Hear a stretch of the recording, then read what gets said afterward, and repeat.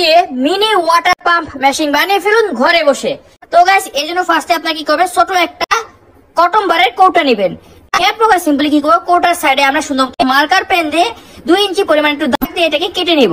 তো সিম্পল আপনার সেম হইতে জাস্ট কি করবেন, নিচে থেকে অংশটুকু পরিমাণ কেটে নেবেন। তারপর সিম্পল অংশটুকু সুন্দর মতো একটু ঘষে নেবেন যাতে এটা সমান থেকে যায়।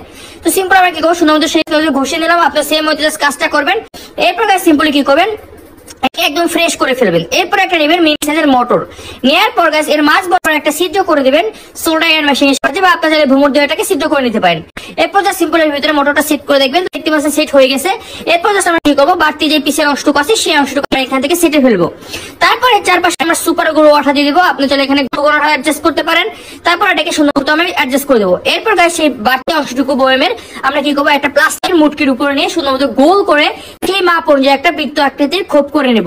তো আপনার সেম হচ্ছে জাস্ট এই প্লাস্টিক অংশটুকু ইউজ করবেন। তো খোপ করা হয়ে গেলে আমরা বাড়তি যে গোলের অংশটুকু বাড়তি অংশটুকু আছে সেই অংশটুকু আমরা এখান থেকে সেটে ফেলবো। তো তার আগে আপনারা কে কোথা থেকে ভিডিওটা দেখতেছেন অবশ্যই কমেন্ট করে জানাবেন, আমি নেক্সট ভিডিওতে আপনারা বলে দেবো। তো আমাদের আগে ভিডিওতে কমেন্ট করছে সৌদি আরব থেকে জাহাঙ্গীর ভাই এবং নওগাঁ থেকে কমেন্ট করছে আমাদের ইউসুফ ভাই। তো আপনাকে অসংখ্য ধন্যবাদ এত সুন্দর কমেন্ট করার জন্য। এই ভিডিওতে কমেন্ট করবেন কে কোথা থেকে দেখছেন, আমি নেক্সট ভিডিওতে আপনার নাম বলে দেবো।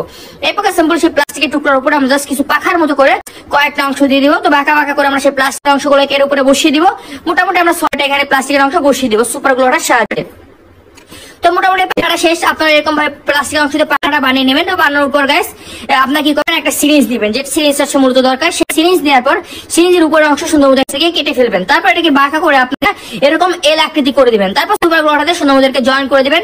তো জয়েন করা হয়ে গেলে আমরা আরো একটা সিরিঞ্জ নেবো। আপনারা সেম নেওয়ার পর সিরিঞ্জটা নেওয়ার পর মোটরের এক সাইডে আপনার সুন্দর মতো হয়ে বাম পাশে ফুটো করে বসিয়ে দিবেন। তো তার আগে আমরা কি করবো, একটু পেন্সিলটা দাগ দিয়ে দিলাম। এরপর জাস্ট সিম্পল একটা সিদ্ধ করে নেবো। সিদ্ধ করার পর সুন্দর মতো এর সাথে সেই পাইপটাকে বসিয়ে দেবো। তো আমরা মেশিনের সাহায্যে সিদ্ধ করে নিলাম।